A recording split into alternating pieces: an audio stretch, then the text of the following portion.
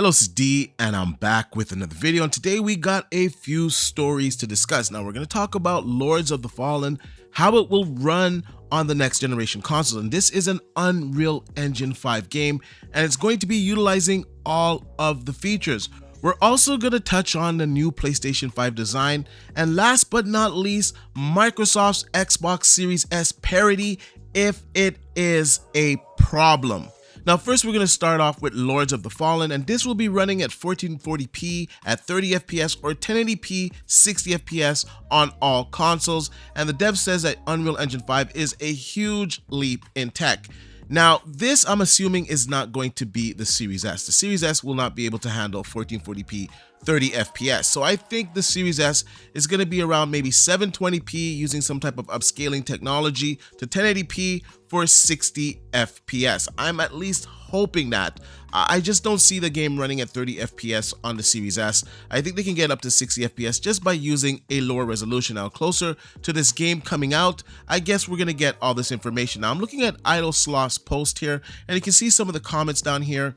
And some guys are saying it's another 1080p game, and some say that we don't need a PlayStation 5 Pro or an Xbox Series XL. And I just want to address that because in my last couple of videos, I did talk about a next generation refresh. And a lot of gamers seem to think that we don't need one. They're like, oh, all these games, they're running so well on the Series X. They're running good on the PlayStation 5. We're getting 60 FPS.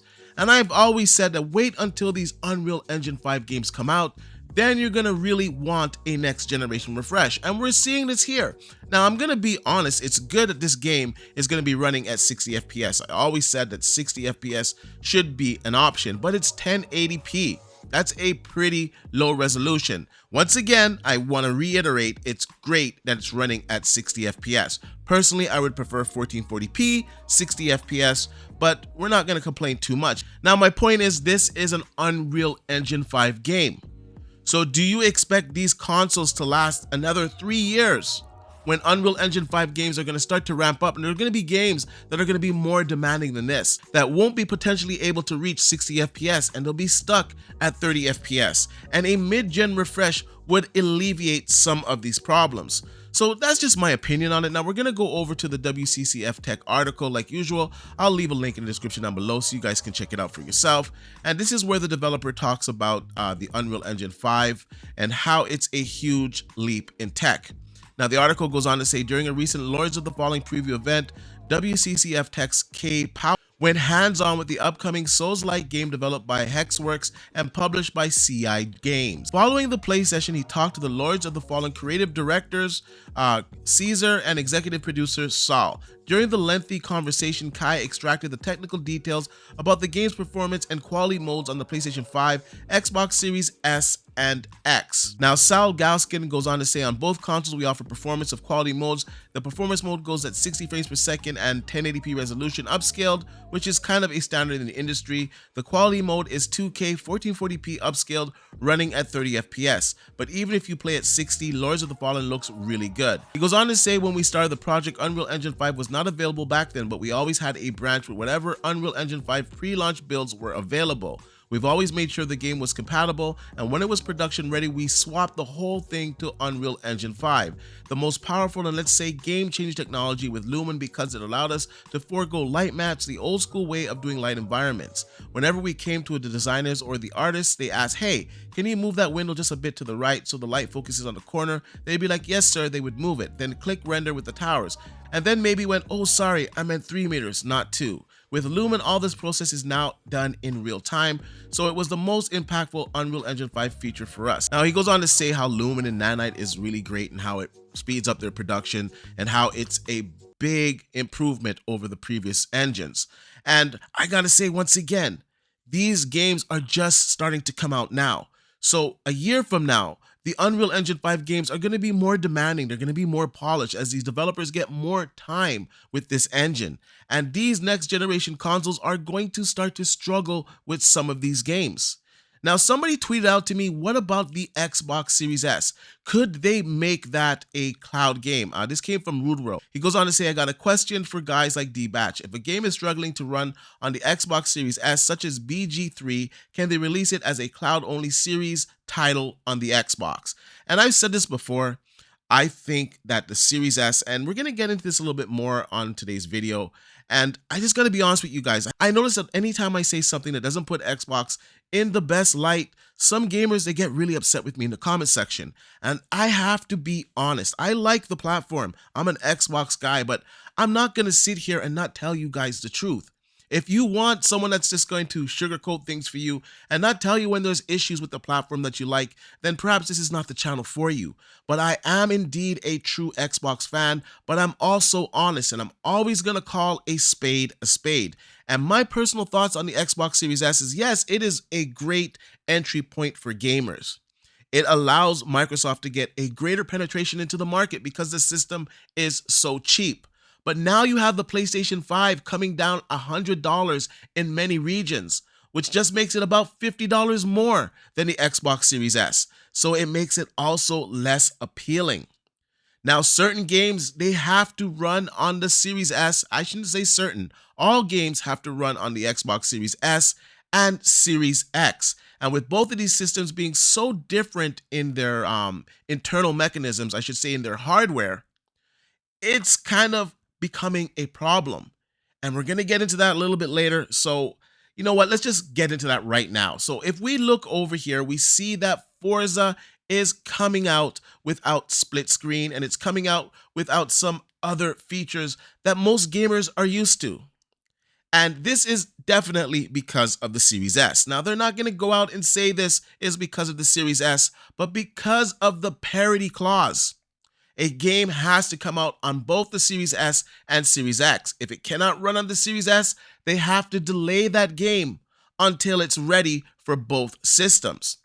Now, my argument is that in the future, I would feel that the Series S would hold the Series X back, and therefore they should make some of the titles available on that system cloud playable, so that the gamers that bought that system don't feel left out, they don't feel ripped off, they still have an option to play a game. It's a game that's really demanding, that wouldn't play on their system natively, but they'll be allowed to play it through the cloud. And most gamers should know, buying a Series S, that it's not as powerful as a Series X. It is the budget option, so you can't expect all of the features that are on the Series X. That's why I don't understand the parity clause. If split screen is not working on the Series S, delay it on the Series S, that feature. Allow it to come out on the Series X. It makes no sense to have that parity clause. And if you're going to continue to have that parity clause, this whole generation, the Xbox platform will suffer. Once again, I think Series S owners know that they paid for the lesser system. They know that they're not going to get ray tracing in certain games. They know they're not going to get 4K resolution. They know some games they might not even get 60 FPS. This is the compromise they made when they purchased that system. So it makes no sense to punish the Xbox Series X owners. And at the same time, I have to be fair. The Series S owners, they bought their games and they want to be able to play these games that Microsoft offers. That's why I feel a cloud playable solution makes sense in games that can't run on the Series S and Series X, even if it's for a limited time. Say you know the game is going to be ready in 3 months, make it cloud playable on the Series S, and then when it comes out natively, they can play it there for themselves. It gives them an option, and I think Microsoft, I think the Xbox brand saves face with this. Maybe I'm crazy. I don't know. I have different takes than a lot of people out there. I kind of think out of the box. And these are my true thoughts on this. I think that this would really help that situation, because in my honest opinion, the Series S is holding it back, and we cannot ignore it anymore. We have developers saying that this is a problem, the memory. They're not saying that they can't get it to run on the system.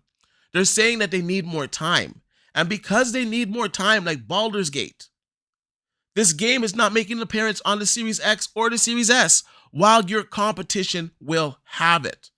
And I don't think that's good for the Xbox brand.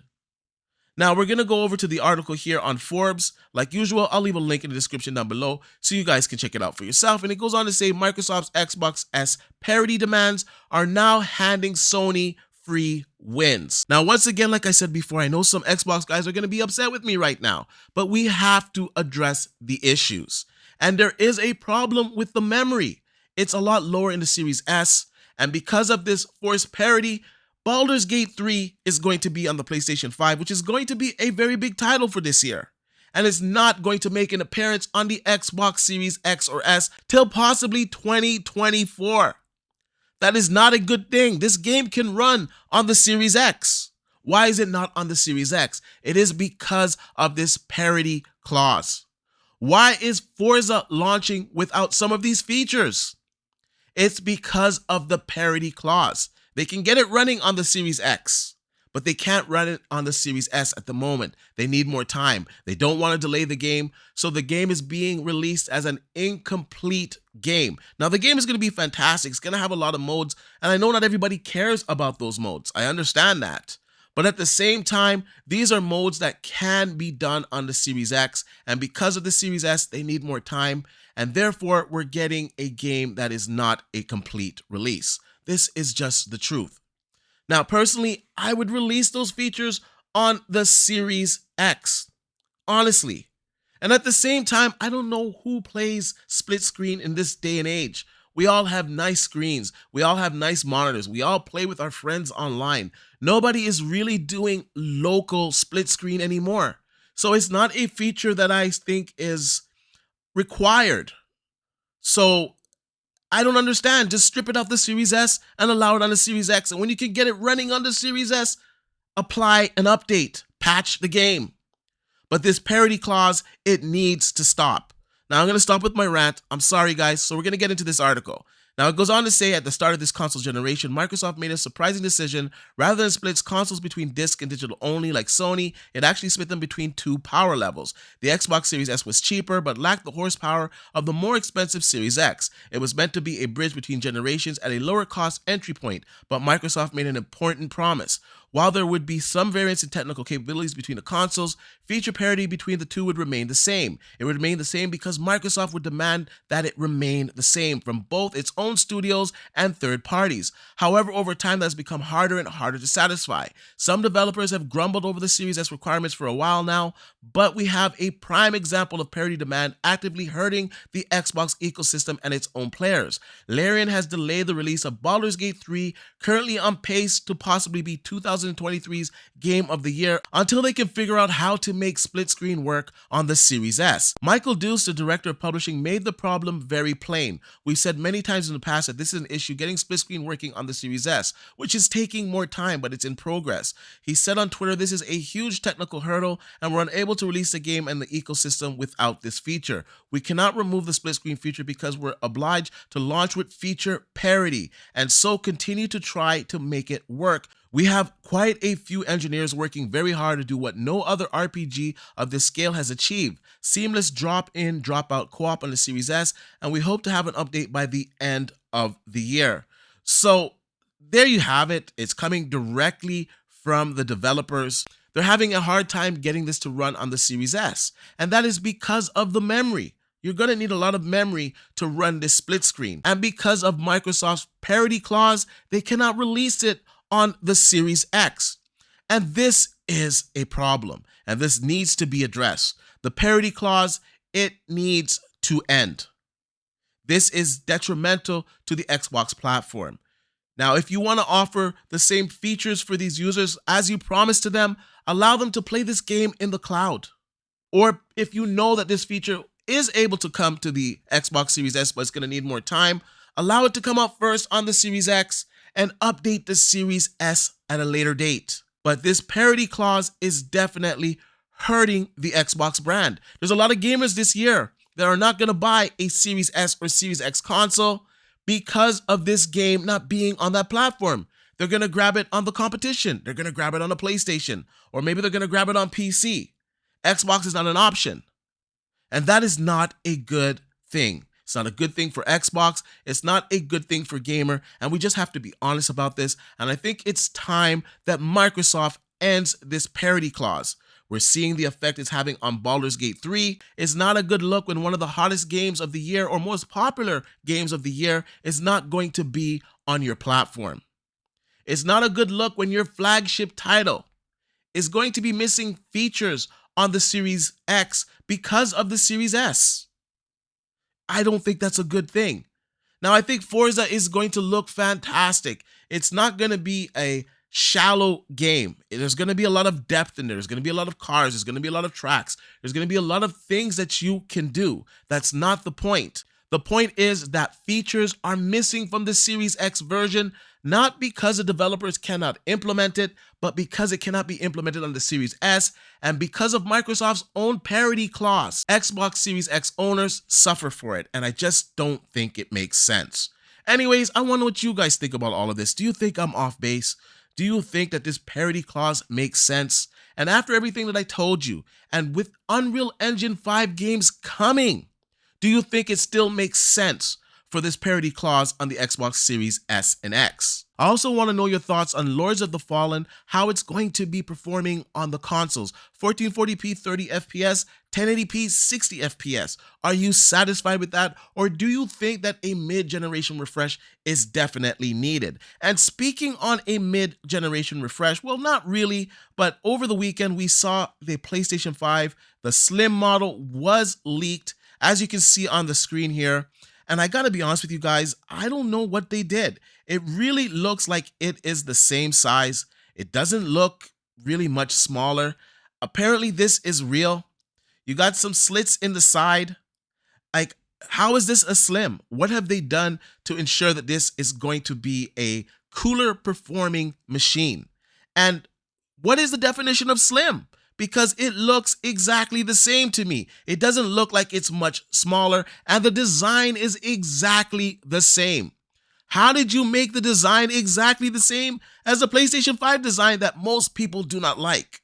I thought for sure that the form factor would be different. And I gotta say that if this is real, man, this is a major F for Sony. Anyways, let me know what you think about this and all the stories that we talked about today. Like I usually say, please like, share, and subscribe to the channel. And I'll see you guys on the next one.